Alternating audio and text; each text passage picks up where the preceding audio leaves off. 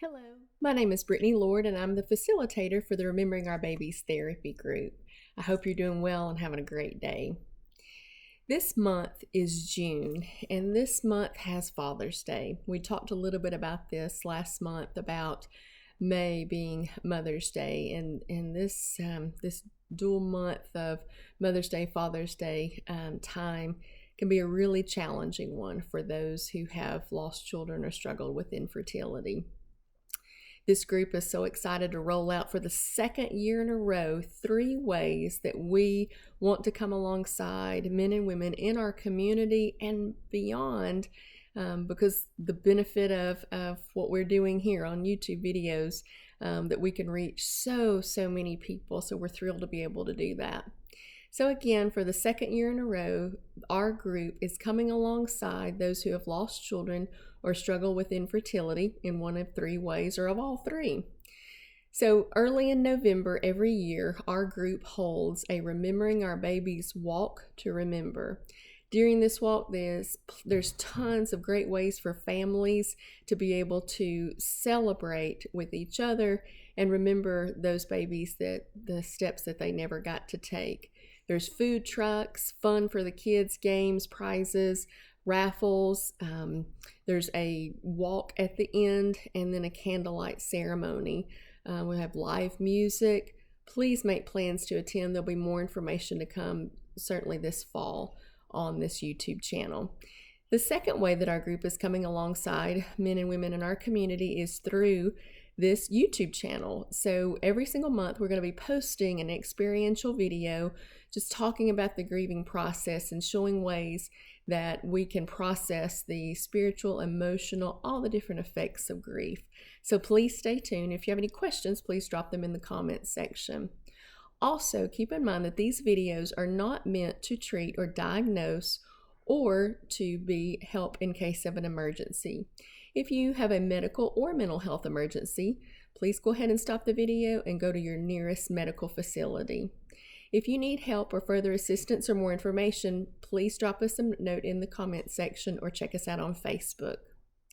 The third way that our group is coming alongside people who have lost children and struggled with infertility is through several complimentary sessions, individual sessions with me. I'm an LPC here in Chattanooga, Tennessee, and so I'm so happy that we get to offer these one-on-one sessions for the first few free for those who have lost children due to infant death or who have struggled with infertility. So with that being said, as we're talking about June, we talked about Mother's Day again last month. So for June, we're going to be talking a little bit about Father's Day. So one of the topics that I usually talk about around June is the 2 different types of grievers. Now, many people have never heard of this, and they think, oh, everybody grieves the same way. And this is not meant to say, okay, you have to be one of these 2 types, right? Someone may be strictly one of these types, or they may be a combination of both, or maybe doing anything different. If you have different experiences, or you really resonate with this, or you'd like to, let's open it up for maybe a forum and have some conversations, feel free to drop that into that comment section. And if you have any questions, please let us know. But the 2 main types of grievers are instrumental and intuitive grievers. Now, traditionally, many times that most women will fall into the category of intuitive grievers and men will fall into the category of instrumental grievers. Now, this is certainly not the norm, and it is the norm, but there's certainly exceptions to that. I've seen people do both, and I've seen maybe men and women do a combination of both types of grieving. But to go over what those look like, and this is so important because many times maybe a spouse or a partner may see their other partner grieving and not recognize, wow, they really are grieving. So that may look a little different from the way that you grieve, but that doesn't necessarily mean that that person is not missing that child or missing the hope of having that child. So the first type that's probably the most common is intuitive grieving. What this typically looks like is a person who maybe talks with other people, seeks support from others, really going over the story of the grieving process or maybe the fertility journey that the family has been on. They cry, they maybe isolate themselves. We've talked about before the 5 stages of grief. Acceptance, that means not accepting that it's good that you are in this situation, but accepting your new normal. Denial, maybe not taking on the full magnitude quite yet of the complete reality of the situation. Bargaining, thoughts of if only or what if.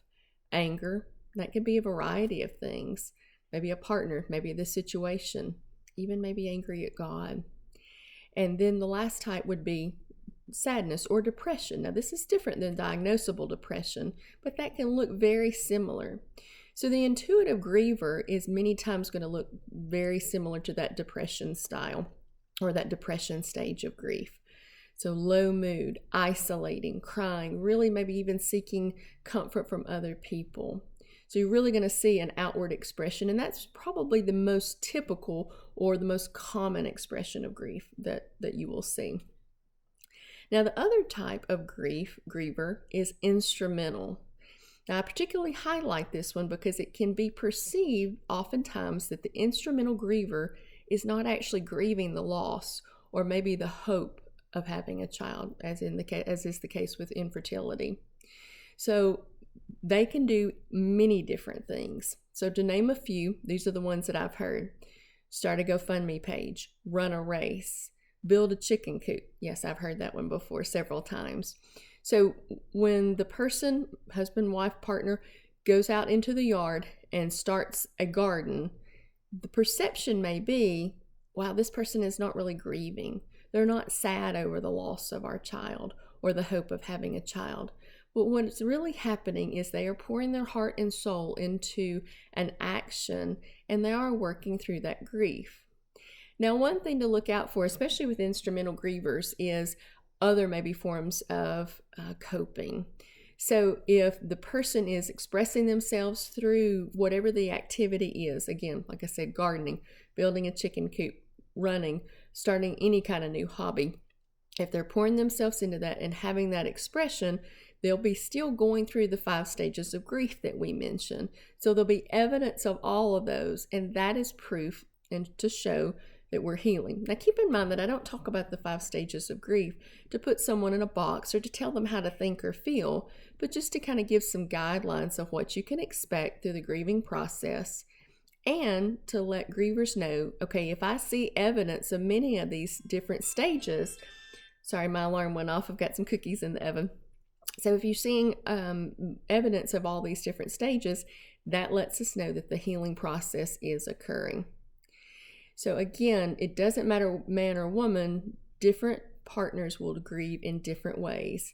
There's no one way that's correct. There's no one way, say that 5 times really fast, that's wrong. But both are ways to work through grief. Again, thinking about going through those 5 stages of grief, one other thing to look for is other coping mechanisms. Now, keep in mind, coping mechanisms can be either healthy or unhealthy. If a person takes on, maybe an exercise regimen, that would be considered a healthy coping mechanism. Other things, maybe even exercising to extremes or maybe some substance abuse, would of course be considered an unhealthy coping mechanism. So the person, either person, whether they're an intuitive or an instrumental griever, maybe wanted to look out for that time. This is a particularly difficult time of the year for May and June. And one thing that I usually highlight every single year, I let people know, and not that a person has to have heart problems to be a cardiologist, but I got into this line of work and love to work with this population because I have my own story. I've struggled with infertility, miscarriage, and infant loss. My son would have been 11 years old this year. His birthday was on May 28th, and he died on June 20th. So for me, like a lot of you, this is a really hard time of the year, and I get it. Again, somebody doesn't have to struggle with something to necessarily be able to come alongside others. But if you've lost a child or struggle with infertility, you know that this is a hurt like no other. It's a grief and a pain like no other. And it's a club that nobody ever thought you would be in or wanted to be a part of. But we speak the same language, and we understand. I was having a conversation with one of my clients the other day, and we talked about, I happen to be a Christian, and this particular client, we were having a conversation about that. And so when we get to heaven, there's going to be a separate line for those of us who've lost children. And I don't mean for this to be blasphemous. I personally believe that we can question the Lord, that he's big enough to question that. He stays the same regardless of my questioning. We want to have a conversation about sin and why it had to take our children and what all these things mean in our broken and fallen world. We'll know and we'll understand, but we know, as I said, we live in a lost and broken world. But some things don't make much sense, and we know that this is the biggest one. Happy birthday, Brock. Happy birthday to you all for those children you have lost or lost the hope of having children, or still on this difficult fertility journey. Please allow me as a counselor and allow our group to come alongside you and be with you on this grief journey. You're not alone. We're with you. Have a great day.